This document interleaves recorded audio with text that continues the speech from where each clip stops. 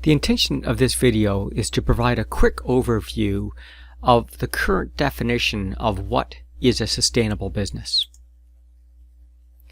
Now, for a long time we've understood that companies exist to create profit and jobs for employees. Now, in truth, the way that a company does this is to manufacture products and services, and it does so by either consuming resources from the environment or from society. And the idea is, to a certain extent, we haven't accounted for what is consumed by the environment in aid of the company. What does that mean? It means that if this was one closed system, the system of Earth, then we're taking from one bank account environment in order to recognize the revenue in a different bank account called company. Now, the idea of the triple bottom line was that if we could get the companies to be mindful of the environment and society, and vice versa, we'd have a better solution.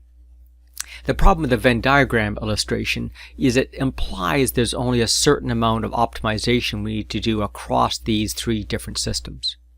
In truth, they live within each other. So overall, the company lives, of course, inside society. Now, the company doesn't involve and impact all of society, but it impacts the communities it works in, it impacts the suppliers it works with, and of course the customers it supports. And society itself lives inside the environment. So the idea is this is a better representation of the system. We understand how companies impact society and the environment. Now there's some core flows that we pay attention to.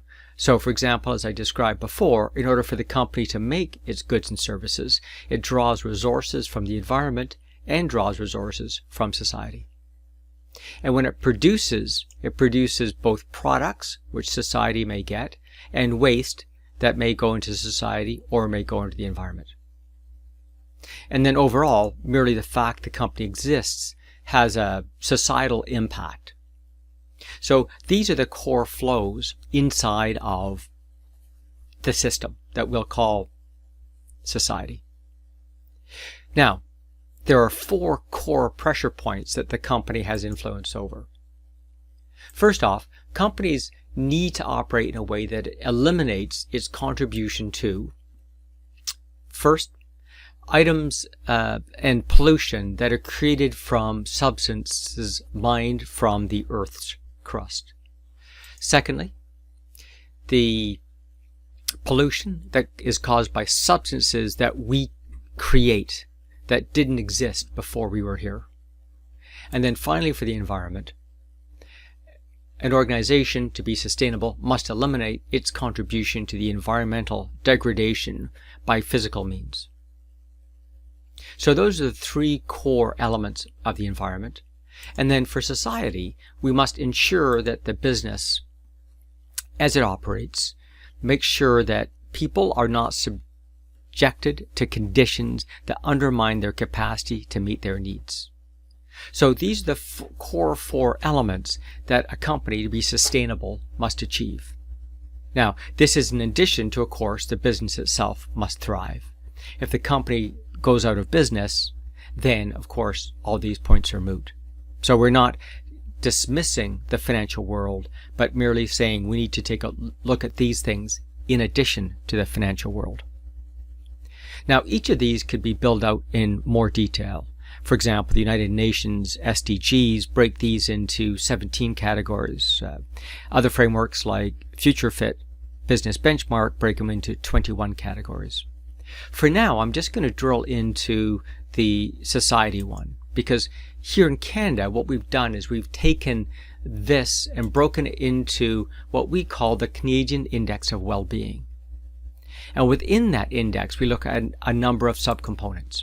Things like our community's vitality, our population's healthy, are we in a flourishing democratic environment? Do we have time to take advantage of our lives? How can we work with the environment and enjoy it? About our leisure and culture activities, the education, and lastly, our overall living standards. So again, even though these are four broad categories, there are many frameworks that break them into more detail. So the idea is for a business to be sustainable, it must give back in all four categories to at least the break-even point. In other words, we consume as many resources as we replenish. Or in this case, that our contribution is beyond paying just our employee's salary, but what we can do to support the Canadian Index of Well-Being.